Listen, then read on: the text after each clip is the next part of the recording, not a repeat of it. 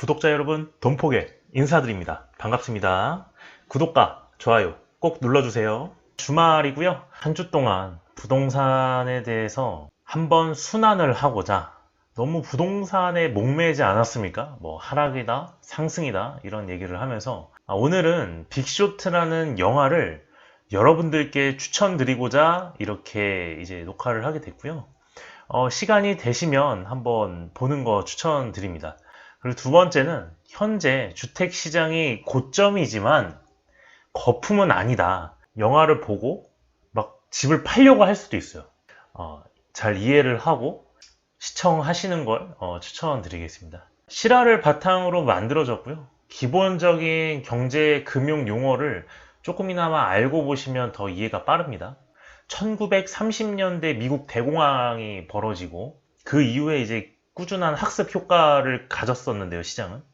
2000년에 닷컴 버블이 일어납니다. IT 버블 해가지고 돈포겟 닷컴 이렇게만 이름을 짓고 상장을 하게 되면 상한가가 쭉쭉 막 올라가곤 했었는데, 그리고 나서 2007년에 서브프라임 모기지 사태가 일어나고요. 2008년 리먼 브라더스 사태가 일어나서 파산을 하게 됩니다.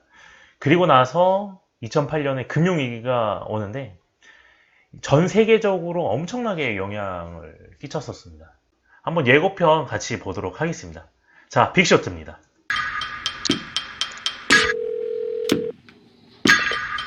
Michael, how are you? I found something really interesting. The whole housing market is propped up on these bad loans. They will fail. The housing market is rock solid. It's a time bomb. So Mike Burry, who gets his hair cut at Supercuts and doesn't wear shoes, knows more than Alan Greenspan. Dr. Mike Burry, yes, he does. I am getting madder and madder. Then this guy walks into my office and says, There's some shady stuff going down. All the banks were having a big old party. A few outsiders saw what no one else could. The whole world economy might collapse. the banks got greedy, and now we're going to make them hurt. You want to bet against the banks? I think we're either high or having a stroke. Kind of brilliant. I'm sure the world's banks have more incentives than greed. You're wrong.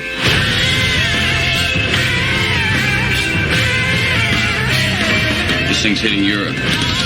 Greece and Iceland are finished. Spain is teetering. If you're wrong, you can lose it all. Okay, here we go.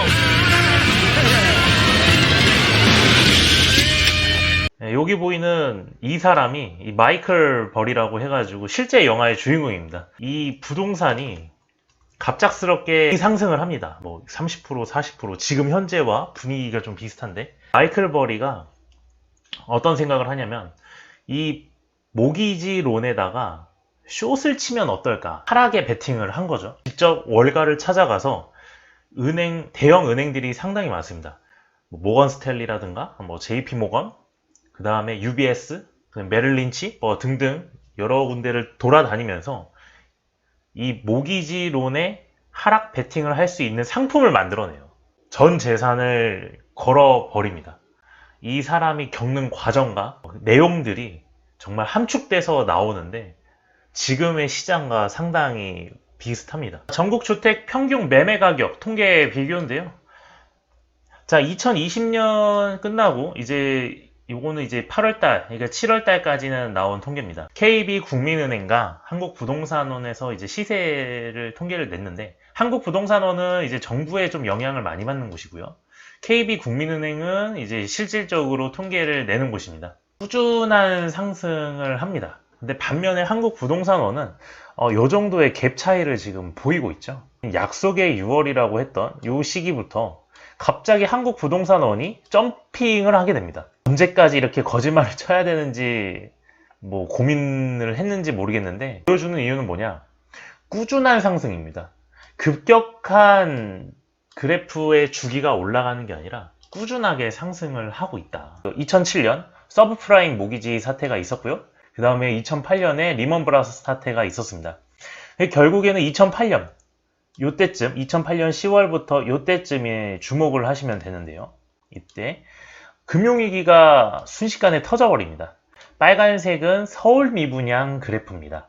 미분양이 감소되는 추세를 보이다가 금리가 인상이 되면서 미분양이 많이 없었는데, 자, 요 그래프를 보시면 요때 2007년 7월이죠. 서브프라임 모기지 사태가 발생이 됩니다.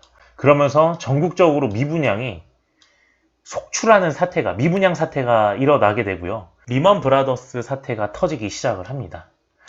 자, 서브프라임 모기지 사태는 말 그대로 서브예요. 신용이 없는 사람한테도 빌려줬다. 강아지 이름을 가지고 대출을 해줬었던 시기이기도 합니다.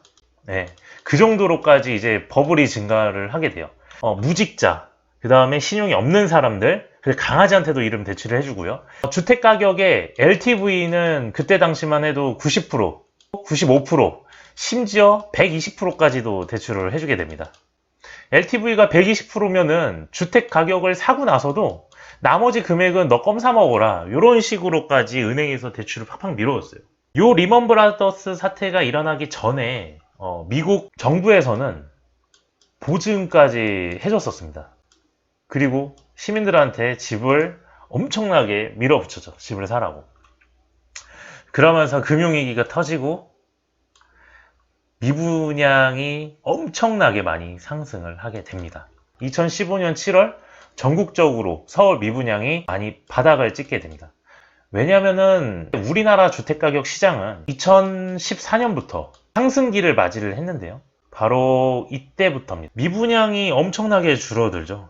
18만 가구의 미분양이 속출을 했으나 이때까지만 해도 이제 8만 가구, 10만 가구가 줄어들은 이때부터 주택가격이 상승하기 시작을 합니다. 우리나라 같은 경우는 투기지역과 투기과열지구, 조정대상 지역으로 이렇게 나눠집니다. 서브프라임 모기지 사태가 일어나기 전에 LTV가 미국 같은 경우는 90%, 그 다음에 120%까지도 빌려줬다고 얘기를 했잖아요. 근데 우리나라는 지금 이 LTV 70%였잖아요. 근데 70%가 이제 실수요자에게만 해당을 했었고요. 2017년부터 꾸준하게 지속되어 왔습니다.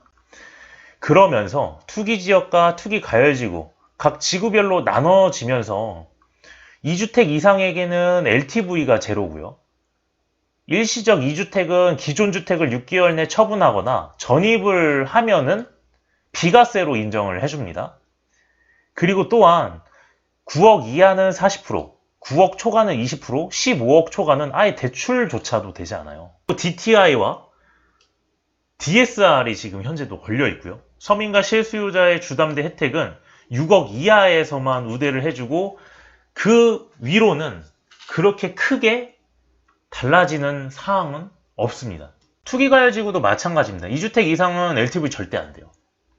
15억 초과 대출 안 되고요. 9억 초과도 20%밖에 안 해줍니다. DTI, DSR 똑같아요.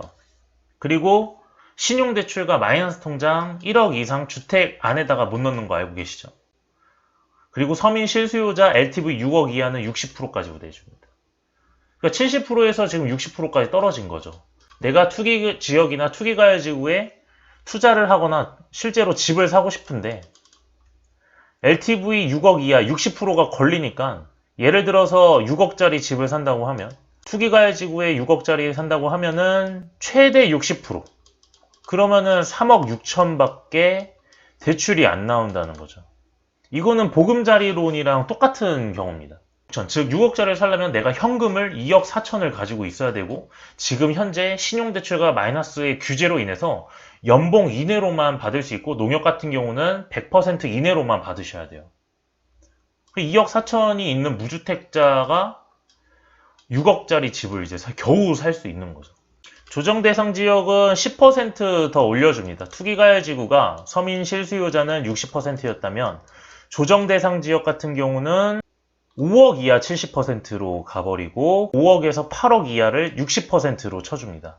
원래는 9억 초과가 20%였잖아요. 그렇죠? 그리고 9억 이하가 40%였는데 조정대상 지역에서는 5억에서 8억이 60%까지 빌려줍니다. 그럼 8억짜리를 60%로 빌리면 4억의 최대 대출이 나오고 현금이 4억이 있어야 되는 거죠. 말씀드리고 싶은 건 뭐냐면은 이렇게 투기 조정 지역에 따라서 LTV 규제가 상당히 많습니다. 주택시장이 뭐 옆에 보시다시피 이런 식으로 이제 주택가격이 폭등이 일어나고 있습니다. 2014년부터 꾸준히 주택가격은 상승을 했고 지금 현재 7년 동안 이어져 오고 있습니다.